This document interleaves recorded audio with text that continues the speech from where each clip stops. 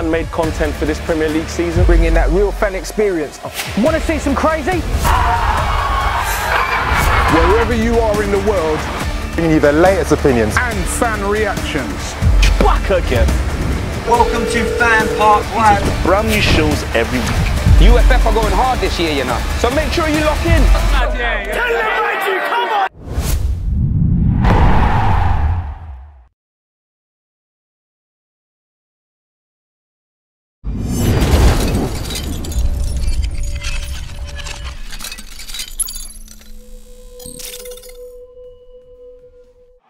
Real fan opinions brought to you by Wash and Go. What's good, football fans? You're here, your boy Chris Kane on FanPark Live. Just finished watching the Arsenal-Everton game, so a lot to talk about in this game too. Arsenal run out. I'm not going to say comfortable 2-0 winners, but after the first goal went in, definitely seemed to have slowed Everton down a bit. And listen, same as before with the Chelsea-West Ham game, I want plenty of conversation with you guys. This show is going to be particularly engaging because it's only your boy here. I don't like to hear the sound of my own voice, even if that may come across that way more often than not. I really want to get into what my thoughts are on the game, my thoughts on Arsenal, Everton, and obviously your thoughts more importantly. So the way I want to start it, like my format when I'm doing a show by myself, is I'm going to pose a few questions at the beginning of the show. And what I want you guys to do is think about them. So think about those questions, which I'm about to give.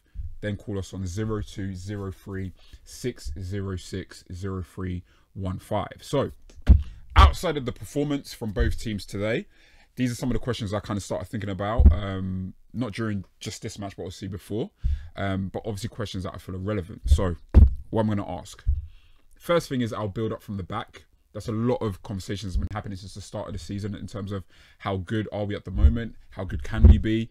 Is this something that works against the detriment of our players and our team? Definitely want to hear your thoughts on that. Also, what our formation should be, because there's been a lot of tinkering in midfield and a little bit of tinkering of the forward line. And sometimes I don't know if I'm seeing a 4-2-3-1, a 4-3-3, or even a 4-4-2 diamond. I mean, that's a conversation that we've seen started occurring when Lacazette started playing alongside Aubameyang more, even though early signs of the season suggested that he was only going to go over one of the two.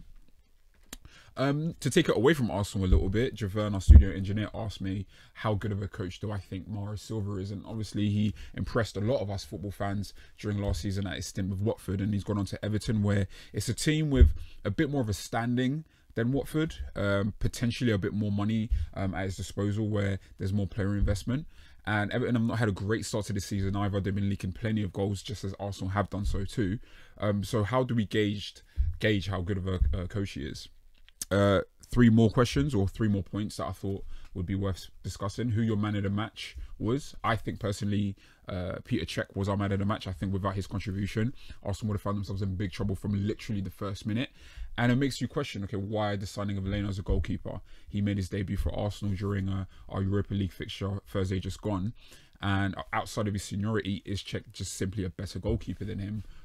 Or is it a case of just trying to steadily blood Leno in? 2 more questions I had on that is your thoughts on Torreira's starting debut. I think with his substitute appearances, he's impressed immensely, and today finally gets his Premier League debut as a starter. What did you think of his performance today? And finally, wagwan for our defence. For those who are not particularly familiar with that kind of colloquialism, what do you think of our defence, and how do you think it's going to pan out for the rest of the season? Do you think that starting back line of Bellerin, Socrates, Mustafi and Monreal, I guess with Cech, you can involve him in that too. Do you think that's going to be something, or that's going to be the combination that will get us to the Champions League spot? Have we got the calls ready? Plenty of calls, I hope. Let's get it cracking, man. Hopefully it'll be a good one. You're talking to your boy Chris Kane. Who am I speaking to, and what are your thoughts on the game? It's John, big man, again. There we go, John. Talk to me. Yeah. Yo, dude, for the first half, I thought Arsenal weren't that unique or special, because they weren't using their width enough, because the fullbacks weren't doing enough. But in the second half, they turned it up, man. That's the difference between Arsenal and Chelsea. They have certified goal scorers, and once you put the ball in danger areas, even a sniff of goal, they can make something happen. I still think that they need to buy quality wingers, though, because the offensive presence out wide wasn't that good, and I don't think putting Aubameyang there is the way forward, because he's got the instincts of a striker. He's always trying to drive forward. So he's got like, I don't want to say it's like one track movement, but it's still the same similar movement. Whereas a winger would, have kind of a range of movement, cut back, cut inside, or drive outside, that sort of thing. That's what I want to say. All right, man. Listen, man. Thank you. Yeah. Like, I definitely agree with you, man. I feel like I would have really liked, even though it's a complete pipe dream, it sounds even more so of a pipe dream now. But when there were rumours of Dembele wanting to leave Barcelona to get some more first-team football, I thought we should have gone absolutely all out for him. But not just him. I think there are plenty of good wingers out on the market right now. Obviously, you named some of them earlier on with the show for the West Ham Chelsea game. David Neres is one example. Leon Bailey as a goal-scoring winner is another example. But even outside of who you could possibly buy, I was really gutted that we sold Reece Nelson, because I think Reece Nelson, yeah, man. I was thinking literally the same thing.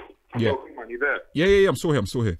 Yeah, like Reece Nelson again. Reece Nelson has been a great shout.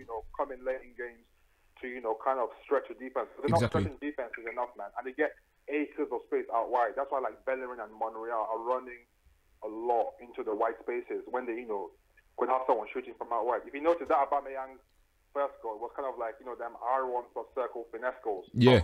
Slightly wide position. Yeah. You've got to expect, in this league, at this elite level, you've got to exploit every acre of space you have offensively. But, they came out with a win, which is, what matters in the end. 3 points, 30. Yeah. I think especially with the start that we had, it wasn't going to be easy for us anyway, with City at home and Chelsea away. I only saw us getting like maximum 1 point out of the two anyway. But then I looked at the next 8 fixtures, and in my opinion, we should be aiming for maximum points. Whether we do so is another matter. But yeah, it's a good start. I think once we get that first run of games, those first 10 games, then it's like, okay, now we have to improve performance, because Everton could have been a goal ahead after a minute and a half. Yeah, man. So that's your chance. Yeah. He could have scored. Anyway, listen. But yeah. also, I'm not gonna lie. Defensively, they've also, I think, gone up a little notch, because last season, they've just been making like stupid errors in front of the box, leaving them vulnerable to quick counter. But I feel like Torreira and Socrates, are much more mature compared to Arsenal's previous. I mean, I don't know about Socrates. I think Torreira in midfield is an excellent shout, not only because he can win the ball like Coquelin used to do for Arsenal, but also because he can play. Yeah, he can actually play. So it's not just defensive actions in terms of recovery, but it's also defending with the ball. I think that's a concept that we need to kind of accept a lot more of the time. It's like, listen, at the end of the day, teams can only score with the ball. So if you have a team, and more importantly, if you have players that are able to manage the game in possession and obviously be able to distribute well, then that's also a defensive route as well, especially when you're maybe just a goal up or under a lot of pressure. Listen, John, thank you very much for your call, engaging as always, and obviously I hope to speak to you soon. See you, man. Cheers. No worries. Yeah, definitely. I think he made some really good points. I don't know. I wouldn't necessarily agree with Socrates. I think with Socrates, him and Mustafi are too alike for me. I don't think either of them are bad defenders, but I think there's not enough balance there, because you've got two defenders that like to attack the ball, they like to press. And on so many occasions, this is from the Man City game to the Chelsea game, like every game I've seen Arsenal play this season, it's a case of, because we're pressing when we shouldn't be pressing, we've got two centre-backs of a similar style, then you give attackers an opportunity to get in behind you. And if it wasn't for Czech today, like I said, we could have gone a goal down. So I'm not unsure about that one, but listen, thanks for that call anyway. Javern, let's keep it moving, man.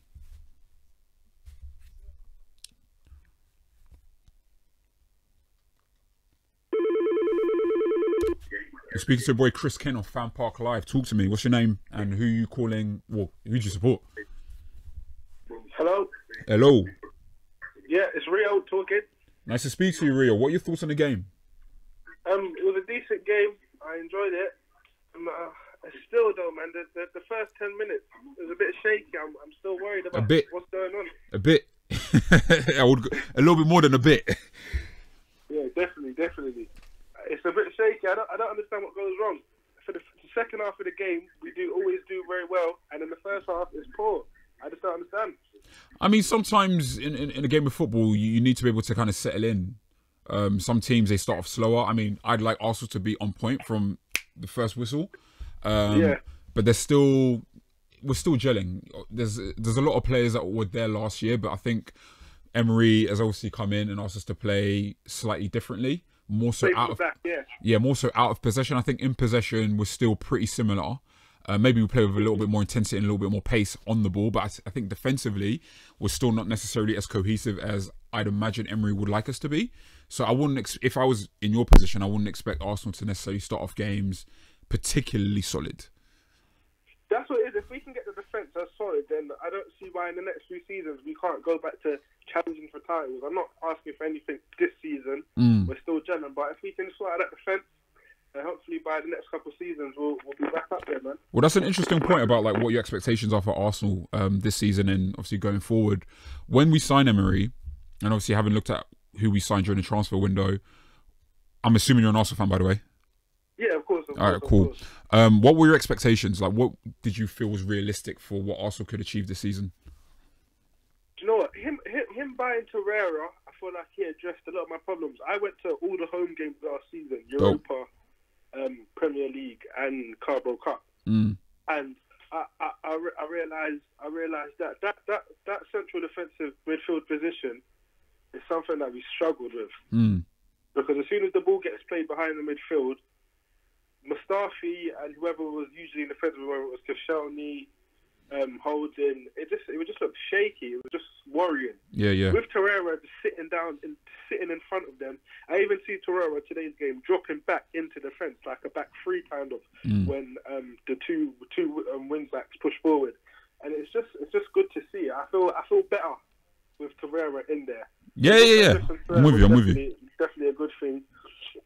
And Scotchers, his name is Scotchers in the defence. Although he's not the best defender in the world, we definitely needed to address those two positions. So, all right, man. Listen, Real, thank you very much for your call. I'll definitely try to elaborate on some of those points and give you some of my points once you come off the air, come off the call, man. Thank you. Listen, take it easy, man. Have a good Sunday, my bro. Yeah, I mean, the Torreira signing was needed because I felt like Coquelin was an elite ball winner. Like he was an elite ball-winning central midfielder, but he didn't give you any faith when he was on the ball, and you always felt like you were playing with a man less in possession when Arsenal had the ball. Not to say that he was terrible. I think he was actually pretty decent in terms of maybe his ball carrying and whatnot, but in terms of him picking up positions to receive the ball, play it forward, manage the game, he needed Cazorla a lot in that sense, and I think that was a good thing that we addressed. I'm still not happy with our options at centre half. Even though I consider Koscielny a top class centre back, you don't know what kind of form he's going to come back into once he fully recovers from his current injury. And even if he does fully recover, I still think we need another centre back that has, even if he's not top class now, he will be top class in the future. Because I think especially in the centre back position, you need a mixture of good young players that can come in and do a job. You need players that are in their peak, and you need that old head. You need that veteran. I think Koscielny isn't that player in his peak anymore, especially with the kind of injuries that he's been playing with, not just suffering on the sidelines, but he's actually been playing with injuries a lot of the time. And we need to start looking at centre-back options that will, again, give us a bit more confidence. Liverpool signed Virgil van Dijk. I look at that and I'm like, well, obviously it cost them a lot of money, and I will never imagine us signing a centre-back for 75 mil under Wenger's tenure. But I feel like under new management, if we're an ambitious club, we need to start looking at top-class players like Van Dijk and like other centre-backs in world football, Marquinhos. Not to say that those guys are realistic to sign, but we need to start thinking about, okay, we need to blow the bag. Like that's going to cost us the bag. Yeah, Socrates for me is not it. And that's all I'll say on that. Next call, my guy. Hey, how you doing? You speak to Chris Kane on FanPark Live. Who am I speaking to? How's it going, Chris? It's Anthony. Anthony, nice to speak to you, man. What are your thoughts on the game? Oh yeah, I'm over the moon. I thought, you know, the first half was a struggle. Biggest issue, I think, Ramsey playing attacking midfield. All right, listen, free smoke. You're gonna be. I'm gonna give you some time to speak on Ramsey. Let's go. Okay, you know. So you want to know about the goals, yeah? No. I'm saying like you're gonna speak about Ramsey, yeah? Because I got a lot to say, but I want to hear what you have to say first. Let's talk about Ramsey. Okay, yeah. So I think first half Ramsey struggled really in the first half, and what that did was it didn't really allow us to connect the midfield from defence. So basically, the ball kept going backwards. Bellerin kept playing it backwards. Same with Sakura and Torreira. Everyone kept playing it backwards.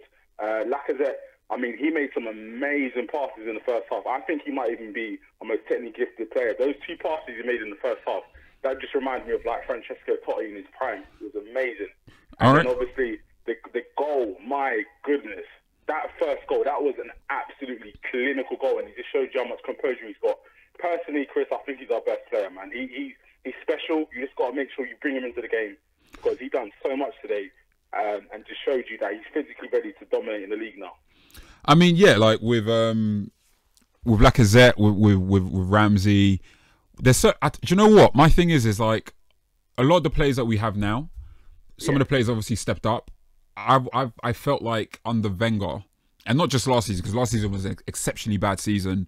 I felt like I would rather see them under a new manager, just to see, just so I can feel like, okay, it's not the manager's fault that this player is playing as poorly as he has been. I think with Lacazette in particular, listen, people may say it's only the French league, so on and so on. I wouldn't necessarily call him a top-class striker, but he's a very good one. And I feel like, bearing in mind he was recovering from an injury last year as well, and surgery, I think, too.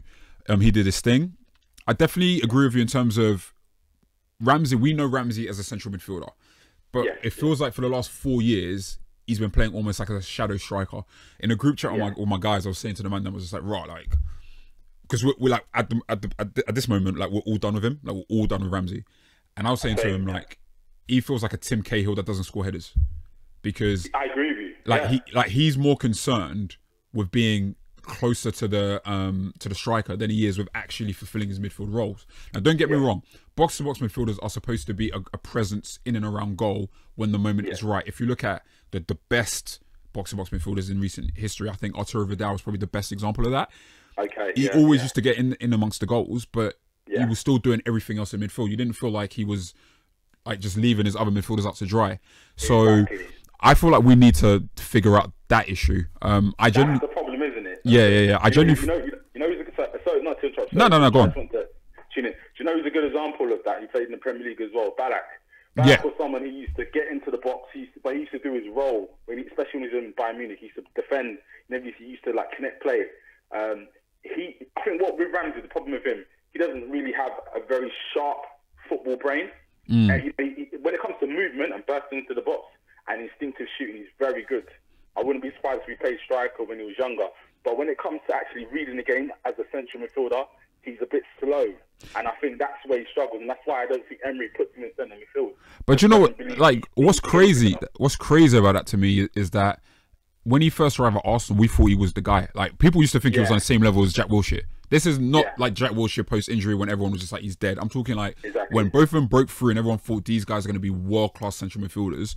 People talked about Ramsey as being a world-class midfielder, and it's just like, well, I don't understand how a central midfield player can show the lack of football IQ that he's consistently demonstrated over the last season, man. But listen, thank you very much for your call, man. Very, very engaging. Thanks a lot. No problem, man. Take it easy. Yeah, Aaron Ramsey. Do you know what?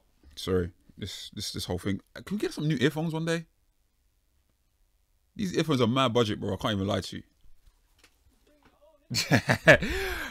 I actually think we need to start going into games starting Guendouzi and Torreira. I'm sure that's not the first time like Arsenal fans have mentioned that, but I feel like we're closer to seeing enough to see, okay, Torreira is definitely it.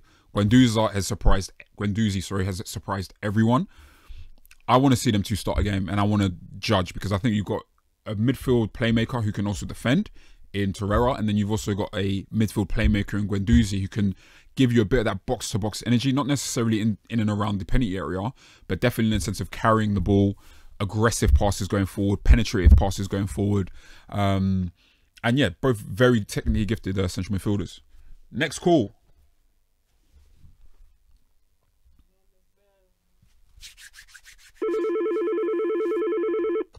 You speak to Chris Kane of FanPark Live. Who am I speaking to? Yeah, I'm Junior, support Arsenal. Junior, nice to speak to you, man. What are your thoughts on the game, man, bro? Basically, what I'm trying to say is definitely Torreira. With whichever defensive partnership you want to go in the midfield, Torreira has to start. Yeah, I don't think you'd find a single Arsenal fan that would disagree with you, man. Basically, yeah, but that's how I feel about it, because when you actually look at Xhaka anyway, if Xhaka's gonna play, and you want to see good performances out of him, Torreira has to be there. If he's not there and you've got Guendouzi there, then it's never going to work. But Guendouzi is really good as well. He's probably playing the position better than Xhaka does. But going forward, Xhaka is good as well. So it's just, for me, either way, if you want to be solid, like, this is the first time where we've not conceded a goal, and it's because Torreira started. So that's how I see that anyway. All right. Well, I think my thoughts are on like a Xhaka and Torreira combination is, obviously we've not been able to see them start as a duo because obviously Torreira's only started for the first time today. Yeah, I think a lot of Arsenal fans were waiting to see if that could work, because before obviously it was Xhaka and Guendouzi, and people thought, okay, well, Guendouzi looks good, but as a combination they don't look good. So maybe because Torreira can get, you know, around the pitch, because obviously he's tenacious in the tackle, and we don't rely on him to be our actual holding midfielder, maybe that could work, because obviously Xhaka's got experience, he's got a good left foot, he can pass well, he's got a bit more experience in the league. I don't think it's one game, so I don't want to judge them two as a combination just yet, but I don't feel like Torreira compensated for Xhaka's some of Xhaka's flaws in his game today. Yeah, go on, Junior. As well, when I look on the pitch, like when you look at the two centre backs, so you look at Socrates and you're looking at Mustafi, yeah. When I saw quite a lot of the time when say Jack is playing his stuff in the midfield, spraying the ball about, but Torreira will always drop back in and make it a free, which allowed Monreal and Bellerin to do their thing as well. So that's what I mean about, like, Guendouzi is the type of player that goes out and tackles, and he goes out and makes them interceptions. Now Xhaka, when I've watched him over the last few games, like pretty much most of the season, he'll lose the ball and then he'll just jog around in front of the defence and not go in and make a tackle. So it's ineffective anyway. The other team will take a shot on, might test check or anything like that. But I feel what's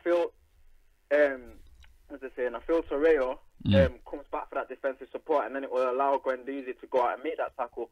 Now today we saw, I feel like when I watch a player like Kante, he'll go to the, like, bringing up Kante anyway, he'll go towards the ball, but then he's doing two man's jobs, two people's jobs basically. And I feel like today with Xhaka, he was allowed to play more attacking, but then Torreira was doing two jobs.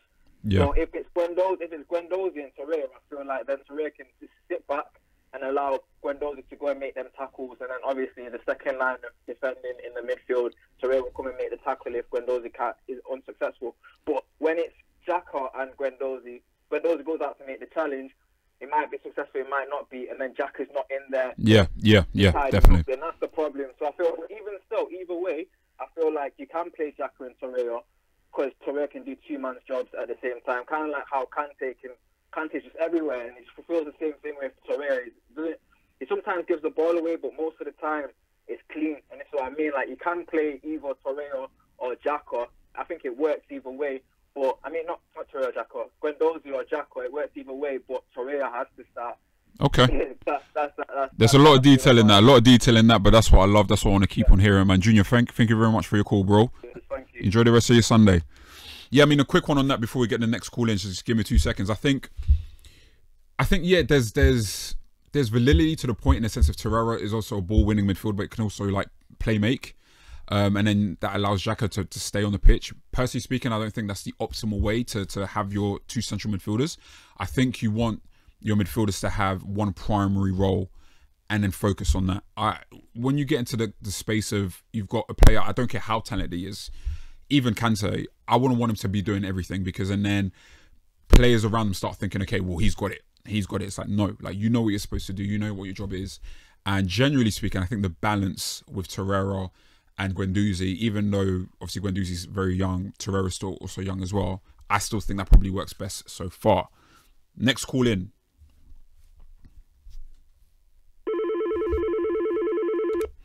You're speaking to Chris Kane on FanPark Live. What's your name and give me your thoughts on the game?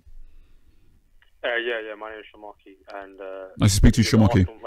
Arsenal Everton game, right? Yeah. I just want to say a few things that, you know, people begin on, you know, Petr Cech's back. You know, Petr Cech, this season, if you look at his goalkeeping ability, in my opinion, has been one of the best in the Premier League.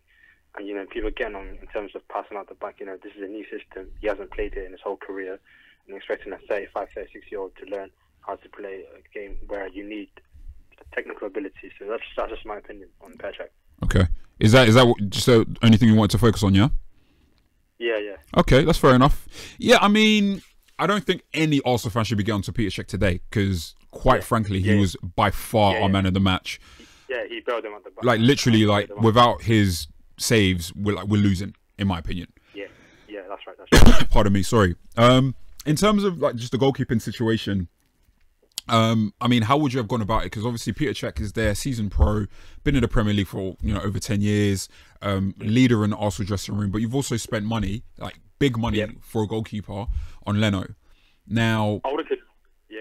Like, I mean, how would you have handled it? I mean, we don't know what's going on behind the scenes. We don't know how Leno and Cech are looking comparatively in training, but I would imagine that wasn't how Arsenal's, coaching staff and recruitment staff was thinking. It's like, yeah, we're going to spend X amount on Leno and then bench him for the main game. So, give me your thoughts on that goalkeeping situation and how would you resolve it if you're a coach or whatever. First of all, I wouldn't say big money because they kept him for 70 million, but I understand what you're saying. Yeah. And Leno, he's played a lot of games. He came into the Bundesliga by Leverkusen at the age of 17, I believe. Yeah. So, it's not like he's a rookie. And, rotation's good for goalkeeper situation. So that's just what I want to say. All right, man. No worries, man. Listen, thank you very much for your call. Enjoy the rest of your Sunday, man. All right, take it easy. Let's keep the calls moving, man. Interesting one. I mean, Cech playing up the back. Oh, it's a bit mad right now. You speak to Chris Kane on FanPark Live. What's your name? And give me your thoughts on the game. I'm Chris. Yeah, I'm pretty solid. Well, I'm not ecstatic about the game, but we've got 3 points, and if we put things into perspective, our expectations shouldn't be too high. We're agreed. Obviously looking to improve, and we've got a new manager. So I gave myself expectations that if we were to get 5th, but games that we were losing last year, like away games like Newcastle, if we put in decent performances there and get points, then I'd be happy. And right now we're actually 6th. We've played 2 of the best teams in the league, Chelsea and City, and despite performances not being as good as we want, we're still in a good position. And if Emery can get his best 11, which I don't think he's been doing, if he can get his best 11 later on in the season, then I think we can be happy. We can have a decent season. But Ramsey and Ozil, I don't think can be playing in the same team. I think that's a problem that he needs to figure out. Yeah, I think that's something that's become very, very evident. Like so far this season, it's I don't see that blend, and I don't think we've ever really seen that blend of them under Wenger and Emery. Where I look at the Arsenal team and I feel like it works when they're both playing. I think maybe the only time where it looked somewhat like that is, do you remember that period? What season was it? I think it was the 14-15 season. That's when we won the FA Cup against Villa, and then it was Ramsey came back into the side and he was playing right wing. I think it was Ozil number 10, Ramsey right wing, then we had Coquelin and Santi in centre mid, and that's the only time I've ever felt like, okay, that works. But again, you're playing Ramsey out of position, so we can't have one play centre mid and attacking midfield unless you want to play a 4-4-2 diamond and see it work. So I mean, like, what would you do with Ramsey? Because I think you're holding the club at ransom, but you're not playing well at all. Honestly, he used to be one of the players that I see a future of him, but I feel he's been at the club for such a long time that we just like we did with Wilshere, we just need to cut our ties with him and just say bye to him. Like, I would love for it to work out, but I just don't see it working out. So because we've had a fresh start, Wenger's gone, players like Walcott have gone, Giroud have gone, Wilshere's gone, even Cazorla, Mertesacker. I think Ramsey's another player that we just have to say goodbye to, whether or not he's been at the club for a long time. We just have to say bye because we need a winger, we need centre backs, we need to invest our money. You want like 200k? I don't think. Yeah, that's nuts. That's nuts. And I think we need to invest the money from him into players that we need. Yeah, because the thing about Ramsey, he's asking for 200k. I can't remember the last time he looked like a 200k per week player. So, listen, man, Chris, thank you very much for your call, and I hope I speak to you soon, man. Next call. Let's ring them off. I keep on wanting to talk to all of you. I want to talk to every single one of you before I leave today. You speak to Chris Kane on FanPark Live. Give me your thoughts on your game. Oh, give me your name first, and then give me your thoughts on the game. Hello. Oh, I think he's trying to call his side chick or something. You definitely weren't trying to call us. You want more calls? Yeah, we ring through the calls right now. Hello, you speak to Chris Kane of FanPark Live. Who am I speaking to? And give me your thoughts on the game. My name's Dylan. What's your name? Say that one more time. Dylan. Dylan, nice to speak to you, man. Give me your thoughts on the game, bro. I actually think Bellerin played really well. Okay. Okay, no one's mentioned Bellerin yet. All right. Yeah, I think that defensively he's done all right. Okay. I think that he covered his lines pretty well. I think he went in on Richarlison all right, actually. But also I think that maybe Ramsey and Ozil together maybe isn't the best combination. Yeah, yeah. Why do you think that, though? I don't want it to be just because you heard me say that to the last caller. Like, why do you think that they don't work? Well, because I don't think that we have like a strong enough wing, really. Yeah. I think Ramsey doesn't really provide what we need. I think that Iwobi, when he came on, and also the last game as well, played really well. And I think that I expected him to start, actually. Oh, really? Yeah, because I think that he gives a bit more width, and I think that if Aubameyang played a little bit closer to Lacazette, maybe we might have been able to capitalize on some things. Not to get Ramsey wrong. Like, I think that he made some good runs, which is nice. But I don't think those two should start together, either one or the other, personally. Yeah, no. I'm definitely in agreement with you. Going back to the conversation that we had about them two, I think I made my point about them, but definitely in a sense of fitting in other players that could give us more, i.e. a good wide player. I think what Arsenal are missing today, and have been missing for the majority of the games that we've played this season so far, is a player that I feel like when he gets on the ball and he's facing a defender, will take him on and he'll be productive on the other end. I mean, Mkhitaryan plays wide, has decent end product. He's actually scored, obviously, a few goals so far and looks threatening. But you don't see him pick up the ball, and then you don't have faith that he's going to beat the left back or the right back or whatever defenders on him, and then create space that way. Because I think when you have players that do that, it's not just about them beating their player. It's also about attracting other players that create space for your teammates. If you look at Hazard, for example, I mean, West Ham dealt with him brilliantly today, but when he picks up the ball, all of a sudden you're seeing two players swarm around him. Yeah, so when two players swarm around a player, because they know that on the 1v1 he's particularly dangerous, then you create space elsewhere. And I feel like that's not something that we've seen from Arsenal, not just this season, but for a while as well. So very good points. Thank you very much for your call, Dylan, man. Speak to you soon. All right, cheers. Yeah. Are you just ringing off the calls, man? Keep it coming. Damn. You speak to Chris Kane of FanPark Live. What's your name and give me your thoughts on the game? Jim, speak to me, my bro. Yeah, I think, you know how don't work together in the same team? Yeah. I disagree with you there. I think the only way you can get them to both work in the same team is if you're playing Ramsey with Torreira in a double pivot and then Ozil as the 10. That's how you can get, because some of our better performances last season, like the 5-0 against Everton, or 5-1 should I say, came when Ramsey was making them late runs into the box. I don't like him that high up. I want him a bit deeper, and then making late runs into the box, and then with Torreira just sitting in front of the back four. Okay. All right. So, okay. When I say that they don't work together, I don't. It's not that there's nothing you can do that makes them work. I think under Emery, and the way Emery wants to play, it's unlikely they'll be able to work together. I think in order for them for us to have a cohesive midfield and you have Ozil and Ramsey in there, it's one of two things. The first one, which is one I think I've already mentioned, is quite simply play a 4-4-2 diamond. And I think in certain phases of the game, Arsenal look like that, where you have Ozil come in more narrow, obviously Torreira and Jack are already in there, and you also have Ramsey in that kind of more advanced midfield area. If you have like a straight up 4-4-2 diamond, where you have Torreira as the number 4, you have Ozil at the 10, and then you could have a combination of Ramsey as an 8 and then Guendouzi as an 8, or Ramsey as an 8 and Xhaka as an 8. That can work. I think the other way that can work is it would require you to change Ozil's role in the team.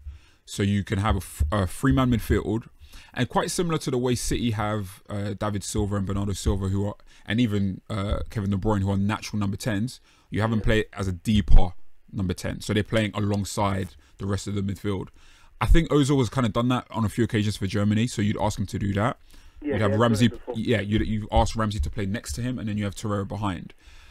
I think that would work pretty well, to be fair, because now you have a good blend of qualities. The only reason I wouldn't say that's realistic is because I just don't see... I mean, I'd love to see Emery use that kind of system with Arsenal. I just don't think it's something that's going to happen. Another thing I would like to say is people have been criticising Xhaka, saying they should play Torreira and Guendouzi. And I think I know why Emery plays Xhaka, because Xhaka, for as much as we say he passes sideways and backwards, I saw this stat where last season he passed the third most into the final third positions.